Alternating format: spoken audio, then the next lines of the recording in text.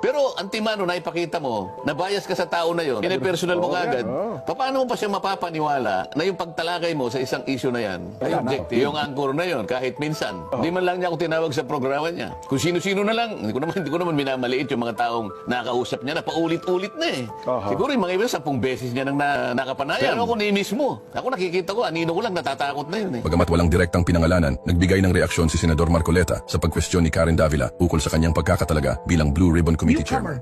Newcomer Senator Marcoleta, no, who scored very strongly in the Senate race, but he's a newcomer, and I don't think historically a newcomer's ever been given the Senate Blue Ribbon Committee, no? I mean, it doesn't mean he'll do a bad job, not at all, but it's a surprise to many that a newcomer is the chairman of the Senate Blue Ribbon Committee, and some have said it was your way to essentially court and win over the contempt of luck.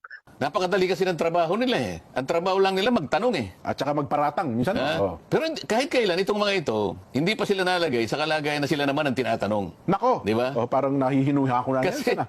Kasi tinangka ko na naipatawag. Nanon doon sa ABS-CBN hearing nung kanyang renewal. Opo. Ayaw pumunta. Magaling lang sila, mag-imbita na sila pagtatatanungin ka sa programa nila. Pero pag silang inimbita mo... Yung mga anchor ba tinutukoy nyo, Sen? Mga anchor din nila? Anchor ba yung tawag doon? Anchor po ang tawag doon. Broadcaster, announcer. Yan, yung mga yan. Oho. Nang kanilang napag-aralan lang at nagkaroon ng kasanayan,